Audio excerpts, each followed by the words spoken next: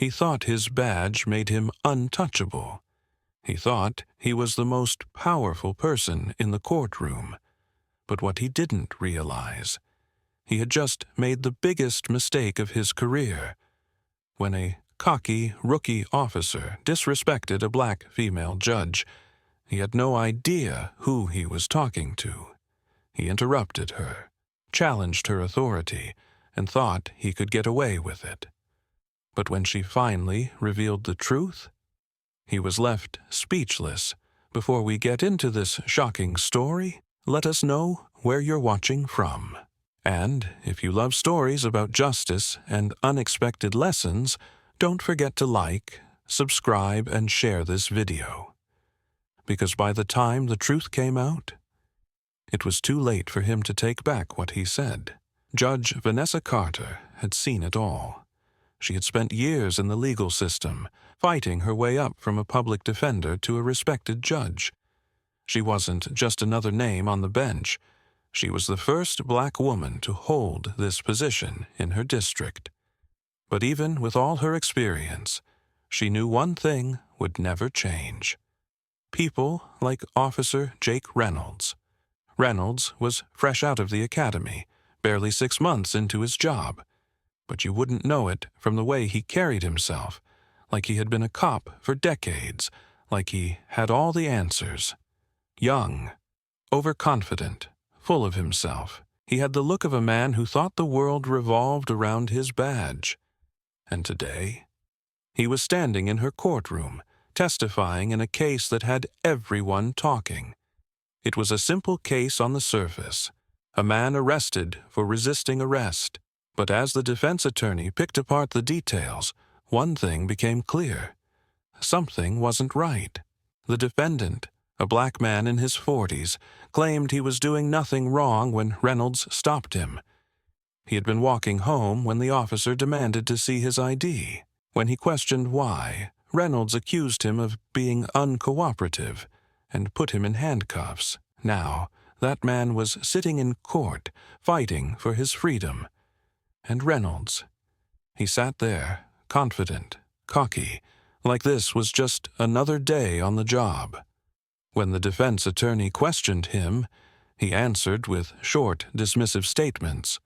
When asked why he stopped the man in the first place, his response was, "He looked suspicious." When asked if there was any actual crime being committed, he shrugged and said, "We like to be proactive." Judge Carter watched closely. She had seen this before, too many times, and when Reynolds turned toward her, he barely acknowledged her. No respect, no awareness. She could tell he didn't see her as important, and that was going to be his biggest mistake. The courtroom was silent as the defense attorney continued questioning Officer Reynolds. He sat in the witness stand, arms crossed, answering with short, clipped sentences. Every word dripped with arrogance. He acted like this trial was beneath him, like this whole thing was just a waste of time. Judge Carter watched carefully. She had seen many officers like him before, young, overconfident, convinced that the badge on their chest made them untouchable. And the way he was acting, it confirmed everything she already knew. The defense attorney pressed him. "So, Officer Reynolds, just to be clear, there was no reported crime, no call to dispatch, no citizen complaint. You stopped my client because he looked suspicious." Reynolds smirked. "That's right. And by suspicious, you mean—" Reynolds shrugged. He was walking in an area known for criminal activity. The defense attorney raised an eyebrow. "Walking? That's a crime now," the audience murmured. People shifted in their seats. Even the jury glanced at each other. But Reynolds didn't seem to notice or care. He leaned back slightly, tapping his fingers on the armrest. "Look, it's our job to prevent crime. I was being proactive." The defense attorney nodded slowly. "Proactive? By stopping a man doing nothing wrong." Reynolds rolled his eyes. "I don't expect you to understand how policing works." That's when Judge Carter's patience ran out. She leaned forward slightly. "Officer Reynolds, I would be careful about the way you speak in my courtroom." Reynolds barely glanced at her. "Yes, Your Honor." But his tone, disrespectful, like she was just another obstacle in his way. The defense attorney continued. "So, when my client asked why he was being stopped, he was uncooperative." Reynolds nodded. "Yes." "And when he asked if he was under arrest, that was also considered uncooperative?" "Yes." "So, when exactly was my client supposed to comply? Before or after you decided he was guilty of something?" Reynolds let out a small laugh, shaking his head. "You don't get it. We don't have time to debate on the streets. When we tell someone to do something, they need to do it. Simple as that." The defense attorney turned to the judge. "Your Honor, I think we're done here." Judge Carter wasn't. She stared at Reynolds for a long moment. "Officer Reynolds, do you know who I am?" Reynolds blinked, confused by the question. "Excuse me." Judge Carter sat back, folding her hands. "I asked if you know who I am, because based on the way you've spoken in my courtroom today, I don't think you do." The entire courtroom went silent. Reynolds shifted slightly in his seat. "With all due respect, Your Honor, I don't see what this has to do with the case." Judge Carter tilted her head. "Oh, it has everything to do with the case. Because you walked into this courtroom with an attitude. You sat in that chair believing your authority was the only one that mattered. And when questioned, you dismissed this case like it was a joke." Reynolds clenched his jaw. "I was just explaining." "No." Judge Carter cut him off. "You weren't explaining. You were justifying. There's a difference." Reynolds opened his mouth, but she wasn't finished. "You assumed you knew more than everyone else here. That you understood justice better than me, better than the defense, better than the jury.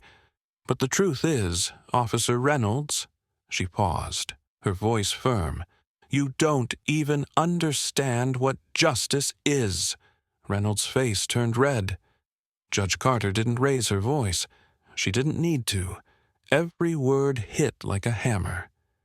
"You think your badge makes you powerful? It doesn't. Your integrity does. Your respect for the law does.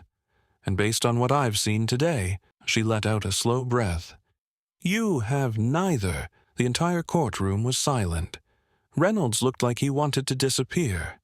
And Judge Carter, she wasn't finished yet. The room was so silent, you could hear people breathing. Reynolds sat frozen in the witness stand.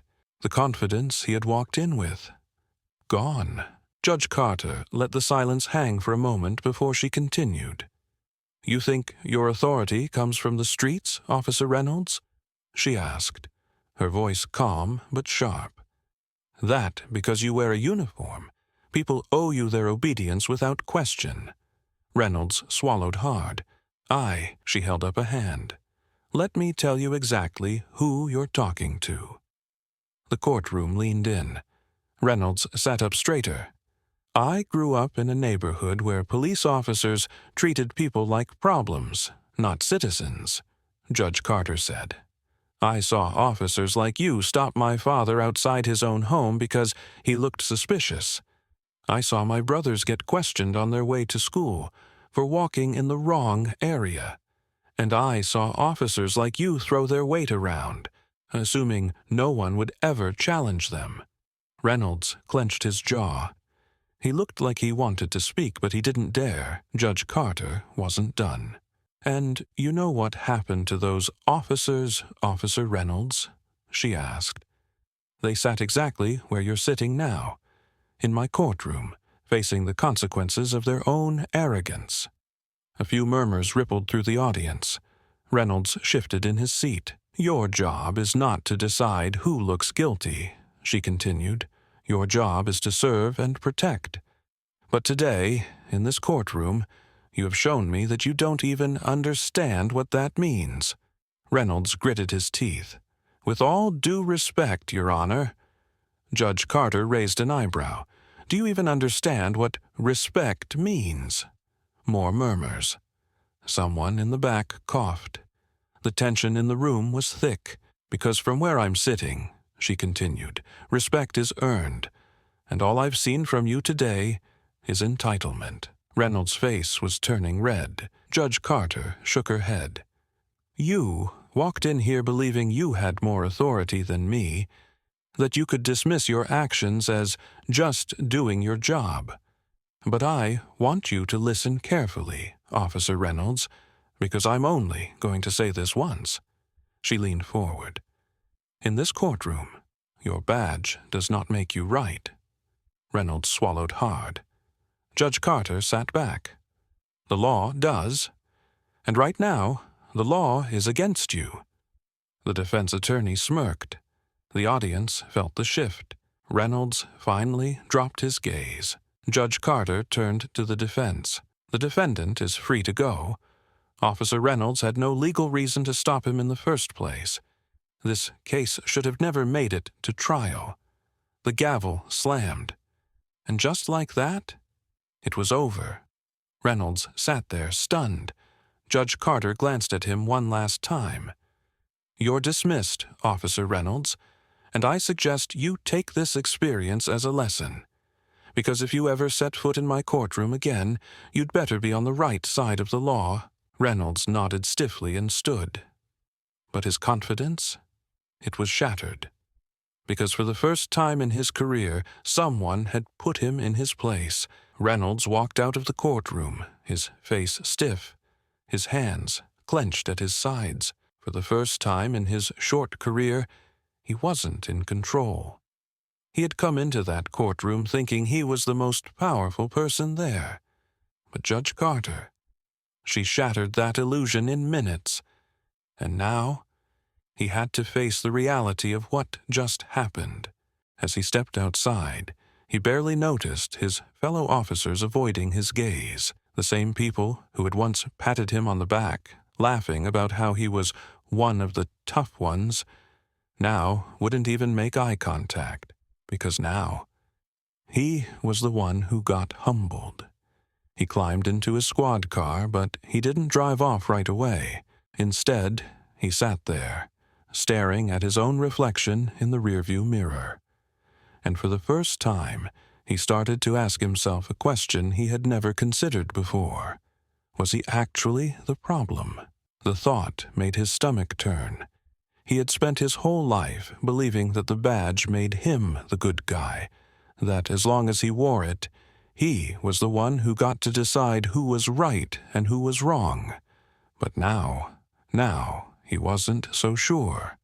Because Judge Carter didn't just embarrass him, she exposed him. Not just in front of the court, in front of himself. He had been so sure that he was upholding the law. But in reality, he had no idea what justice really meant. And that realization, it hit harder than anything else. Meanwhile, inside the courtroom, Judge Carter sat in her chambers, exhaling slowly. She had seen too many officers like Reynolds, too many young men who put on a badge and thought it gave them unlimited power. But today, she had sent a message, not just to him, to everyone who thought like him. Because justice, it wasn't about control, it was about accountability. And today, for the first time in his career, Officer Reynolds had finally been held accountable. Reynolds sat in his patrol car, staring blankly at the dashboard. Everything Judge Carter had said kept playing in his head. He had walked into that courtroom thinking he knew it all, thinking that being a cop meant he was always in the right. But for the first time, he was questioning himself. He had never been put in his place like that before, never been forced to stop and really think about what he was doing. And the worst part? Deep down, he knew she was right. The way he had treated that man, pulling him over for no reason, arresting him just because he didn't bow down immediately, that wasn't protecting people. That wasn't justice. That was ego. And Judge Carter saw right through it. He let out a slow breath. He had two choices now. He could brush this off, act like nothing happened, keep walking around like he was above the law. Or he could change. And that thought? It scared him, because if he admitted he was wrong, that meant he had to admit something even worse, that he had been wrong a lot. He thought back to every time he had stopped someone just because they looked out of place, every time he had used his badge as a weapon instead of a shield, every time he had let his pride get in the way of real justice. Maybe this wasn't just about one case. Maybe this was about something bigger. Meanwhile, back inside the courthouse, Judge Carter sat in her office reading through paperwork. But even as she worked, her mind kept drifting back to Reynolds. She had seen plenty of officers like him, young, arrogant, convinced they were untouchable. But something about him was different. Most officers would have walked out of her courtroom angry. They would have mumbled something about her being too harsh, about how cops have it hard enough already. But Reynolds, she saw something else in his face when he left. Not just anger, doubt. And that was the first step to change. She had learned a long time ago that you couldn't force someone to be better, but sometimes you could wake them up. Maybe, just maybe, that's what had happened today. Weeks later, Reynolds was back in court, but this time he wasn't on the witness stand. He was sitting in the back, listening, watching. A different case, a different officer testifying, but the same attitude he once had. And for the first time, he saw it clearly. The arrogance, the dismissal, the way the officer twisted words to make himself sound justified. And just like that, he realized, this is how I used to sound. He had spent his whole career thinking he was enforcing the law, but now he finally understood what Judge Carter meant. Justice wasn't about power. It was about responsibility, and for the first time since putting on his badge, Reynolds was ready to do better. Officer Reynolds thought he knew it all. He thought his badge made him untouchable, but in the end, he learned a lesson he would never forget. Judge Carter didn't just put him in his place, she made him think. And for the first time in his career, he started to understand that justice wasn't about power. It was about responsibility. The real question is, do you think he really changed? Or was this just another moment that would fade over time? Let us know what you think in the comments. Should more officers be held accountable in court? Or do you believe in second chances?